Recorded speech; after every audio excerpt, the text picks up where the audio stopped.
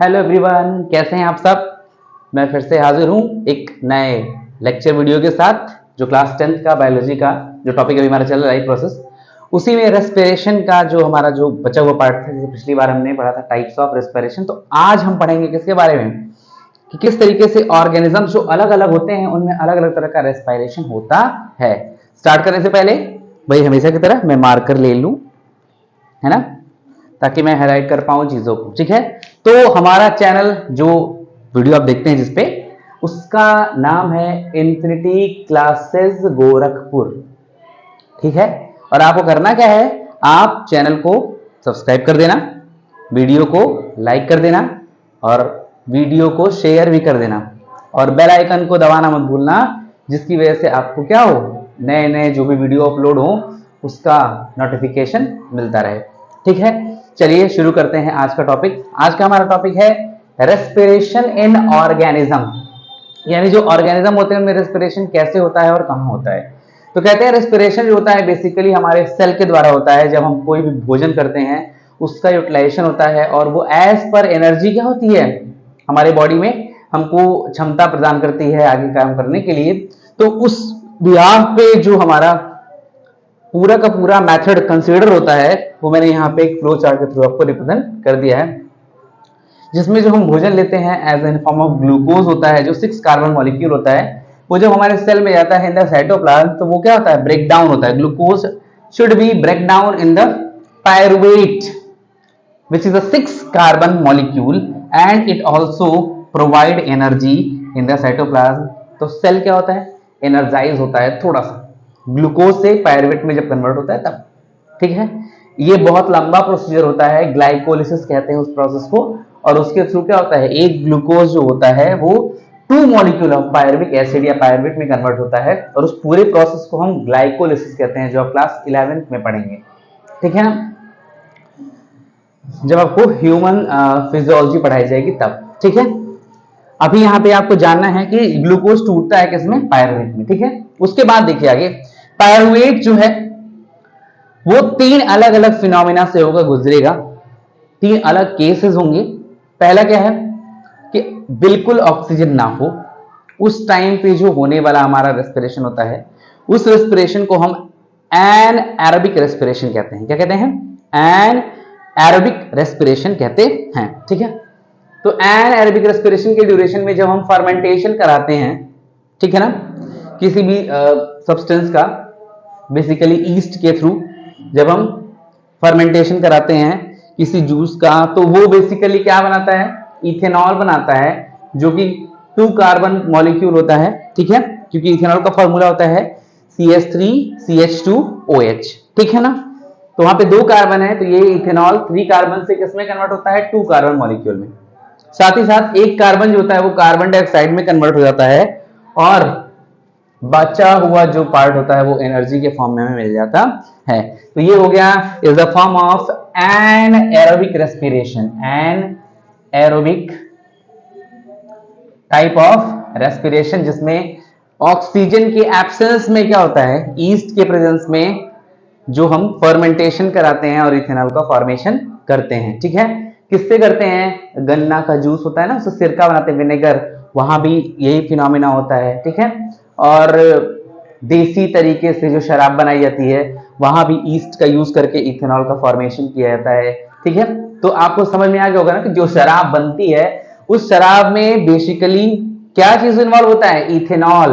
ठीक है ना, मिथेनॉल कभी गलती से मत पीना, वो सीधे सीधे हमारे जो भी न्यूरल एक्टिविटीज होती हैं, साथ ही साथ जो ऑर्गन सिस्टम के थ्रू जो कैनल्स होते हैं उनको क्या होता है, डिस्ट्रॉय कर देता है। इसलिए कभी भी जब भी अल्कोहल फॉर्म होता है जिसको पीते हैं, ठीक है, वैसे तो वो हेल्थ के लिए इंजूरियस होता है, वो नहीं पीना चाहिए, लेकिन जो लोग पीते हैं उनकी बात मैं कर रहा हूं, तो वो यही इथेनॉल को डाइल्यूट करके उनको प्रोवाइड करते हैं दुकान वाले। ठीक है, अब बात करते हैं कि जब हम रनिंग करते हैं, जोर से दौड़ रहे हैं, खूब टहल रहे हैं, एक्सरसाइज कर रहे हैं, खूब ज्यादा एक्सरसाइज कर रहे हैं, कैसे ना जिम वगैरह जाते हैं, ओवर एक्सरसाइज करते हैं, तो क्या होता है, हमारी जो ये मसल्स होती हैं यहाँ पे भी होता है, पेन शुरू होता है, ये स्कॉनर पे, फिर यहाँ पे। तो क्यों होता है ये, व्हाई डज इट हैपन, तो ये होता है लैक ऑफ ऑक्सीजन की वजह से, ऑक्सीजन की कमी होती है मसल सेल में। ठीक है, और वहां पे क्या होता है, उस लैकिंग की वजह से पायरुवेट जो होता है वो कन्वर्ट होता है लैक्टिक एसिड में, जो 3 कार्बन मॉलिक्यूल के तौर पे होता है। यानी कि ये पायरुवेट इसके कार्बन के जो भी अरेंजमेंट थे उसमें कुछ नए चेंजेस करके लैक्टिक एसिड का फॉर्मेशन किया जाता है और साथ ही साथ एनर्जी का फॉर्मेशन होता है, जिसकी वजह से हम चल नहीं पाते हैं, सिर्फ थोड़े से टेढ़े होते हैं, फिर चलते हैं, फिर एक्सरसाइज करना होता है तो थोड़ा सा मुंह बनाते हैं, वट। तो वो सारी कंडीशंस जो होती है वो कहां से होती हैं? These are developed by the lack of oxygen in the muscle cells. ठीक है। तीसरी बात है, पायरुवेट जो होता है वो सीधे सीधे एनर्जी में कन्वर्ट होता है कब? ऑक्सीजन के प्रेजेंस में। कहां पर? सेल के माइटोकॉन्ड्रिया में। सेल के माइटोकॉन्ड्रिया में, ठीक है ना, ऑक्सीजन के प्रेजेंस में जो हमारा पायरुवेट होता है वो पायरुवेट कन्वर्ट होता है किसमें? डायरेक्ट एनर्जी में, और साथ ही साथ कार्बन डाइऑक्साइड और वाटर क्या होता है? रिलीज हो जाता है। ठीक है। इसीलिए माइटोकॉन्ड्रिया को हम क्या कहते हैं? Powerhouse of the cell कहते हैं। यहां तक बात समझ में आ गई होगी।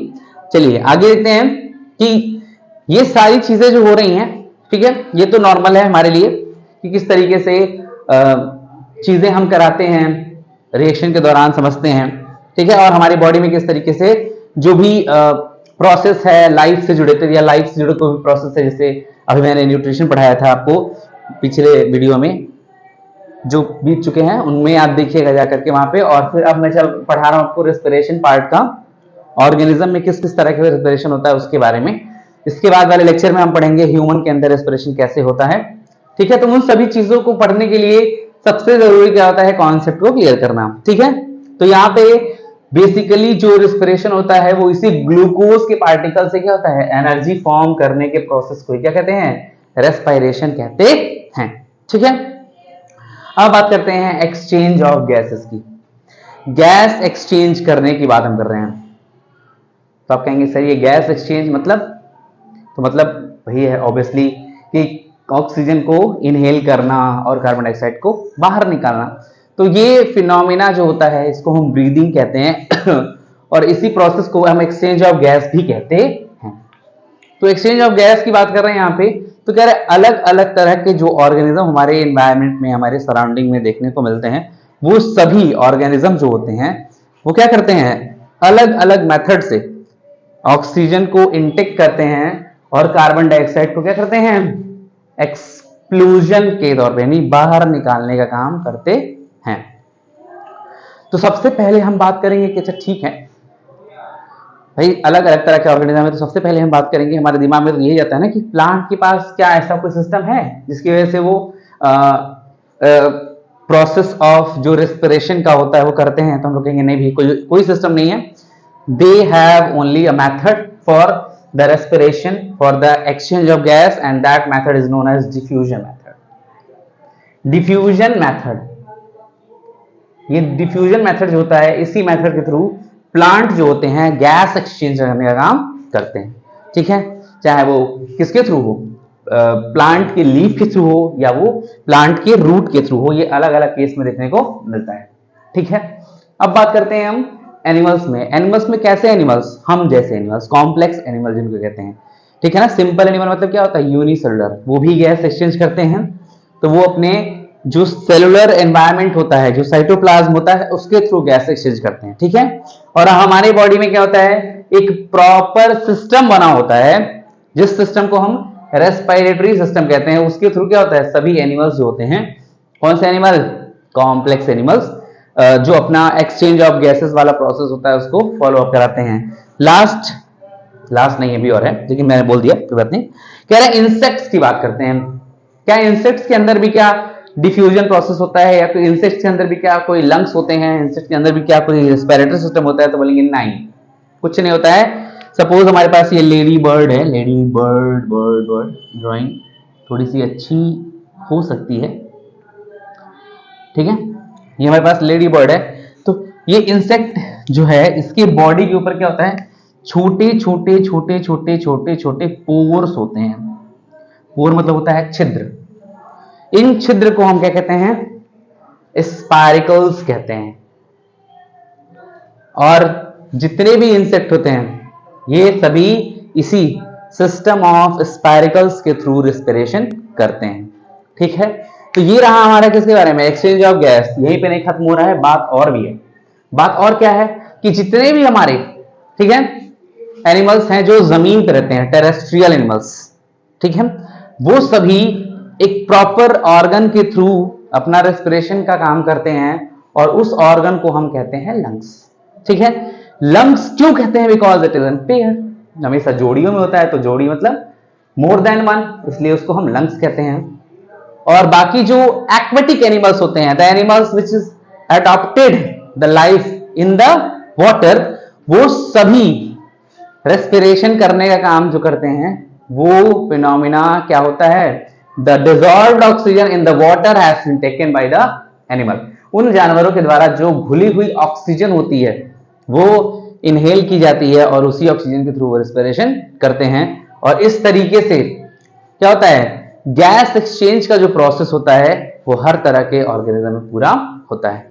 ठीक है, तो आज के लेक्चर वीडियो में हमने क्या क्या बातें की, मैं एक बार फिर से आपको बता देना चाहता हूं। हमने बात किया कि जो ग्लूकोज के पार्टिकल्स होते हैं वो किस तरीके से एनर्जी में कन्वर्ट होते हैं और कौन कौन सा प्रोसेस होता है। तो यहाँ पे एरोबिक, मैंने एरोबिक नहीं लिखा, मैं लिख दे रहा हूं, एरोबिक और एनएरोबिक दोनों मेथड से प्लांट क्या करता है, एनर्जी का फॉर्मेशन करता है। ठीक है, साथ ही साथ किस तरीके से एक्सचेंज करते हैं हम गैसेस को, तो अलग अलग तरह के ऑर्गेनिज्म में अलग अलग तरह का प्रोसेस होता है गैस एक्सचेंज करने का, जिसमें प्लांट में होता है डिफ्यूजन मेथड होता है, एनिमल में कॉम्प्लेक्स एनिमल जो होते हैं वो रेस्पिरेटरी सिस्टम के थ्रू क्या करते हैं, गैस एक्सचेंज करते हैं, और इंसेक्ट्स में जो छोटे छोटे पोर्स होते हैं उन पोर्स की मदद से वो क्या करते हैं, अपने बॉडी से गैस एक्सचेंज करने का काम करते हैं।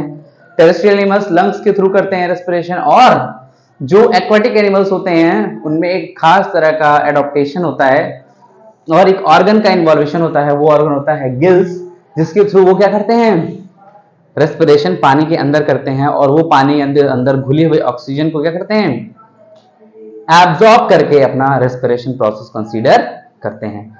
तो ये आज की लेक्चर वीडियो का टॉपिक था जो मैंने आपको एक्सप्लेन किया। दोबारा से समझ में नहीं आएगा तो इसको दोबारा देख लेना और फिर से एक बार कह रहा हूं कि चैनल को सब्सक्राइब कर लेना, वीडियो को लाइक कर देना और शेयर कर देना। साथ ही साथ अगली वीडियो के लिए तैयार हो जाना। अगली वीडियो में हम पढ़ेंगे किसके बारे में, रेस्पिरेशन इन ह्यूमंस। ठीक है, तब तक take care and good bye.